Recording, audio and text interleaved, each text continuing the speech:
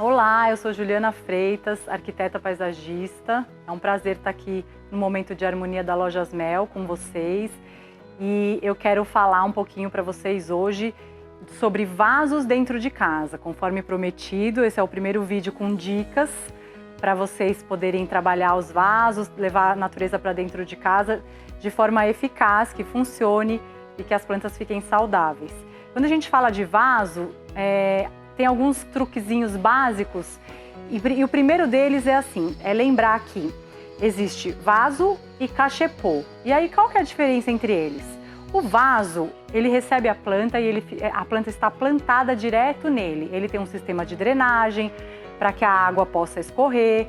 Então esse vaso precisa ter um furo. E o cachepô, não necessariamente a planta precisa estar plantada dentro dele. O cachepô é só um suporte para receber um outro vaso que vai ficar escondido. Então ele não precisa ser lindo, ele pode ser um vaso de plástico, ele pode ser o próprio vaso que chegou com a muda do viveiro, mas o cachepô pode ter diversos tipos de materiais de acabamento. Ele pode ser uma cesta bonita de palha, ele pode ser um vaso de cerâmica, ele pode ser uma cerâmica pintada à mão, o que for. O que acontece? Os cachepôs não têm furos, a água não vai drenar por ele. Então, normalmente, o cachepô é um recipiente onde a gente coloca dentro o nosso vaso que vai estar plantado.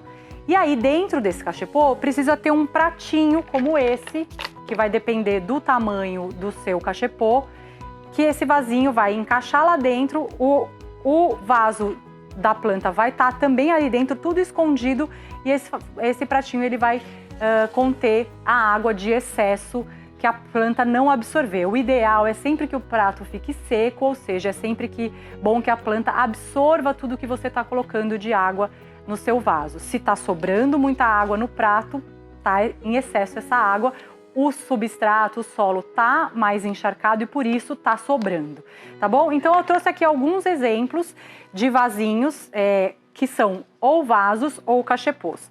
Esse daqui, você vê, parece um vaso, ele é de cimento, com um acabamento super bonito, mas ele não tem furo. O que vai acontecer aqui? Eu não posso colocar a terra direto, a planta direto. Eu precisaria ter um prato e um vasinho de plástico dentro dele. Tá? Aqui já é um vasinho de cerâmica pintado, né? Aqui aquele vasinho de barro tradicional pintado, mas ele tem um furo. Eu poderia plantar a minha planta direto aqui. A necessidade de colocar prato depois de plantado, que acontece, por exemplo, nesse caso, esse vaso é um vaso também de cerâmica com uma pintura brilhante. Aqui eu estou usando ele de cachepô, porque eu tô com a minha espada de São Jorge só apoiada nele, né? Então ele tá aqui plantado no vaso de plástico, mas ele é um vaso, que eu vou virar aqui para vocês, que tem furo. Então o que vai acontecer? Quando eu regar a minha espada de São Jorge, que até aqui deixei um regador separado, essa água, vamos ver se ela vai sair aqui, acho que não porque eu reguei pouco, mas essa água que não for absorvida pela planta, vai sair. Se eu tiver com isso em cima de uma mesa, ou numa prateleira, num armário que não pode molhar, ou até num piso que não pode receber água, eu preciso ter o pratinho também na área externa. Tá bom? Então isso aqui é só um exemplo. E aí eu queria fazer um plantio rapidinho para mostrar para vocês como que funciona essa questão da drenagem. Por quê? Porque a grande maioria das plantas precisa que o substrato fique úmido, mas não encharcado, então a água precisa drenar, precisa descer para o vaso. Os vasos de plástico, a grande maioria tem bastante furo, tá? Então a gente tem um truquezinho para fazer o plantio para que a gente ajude essa água a escorrer. Qual que é esse truquezinho?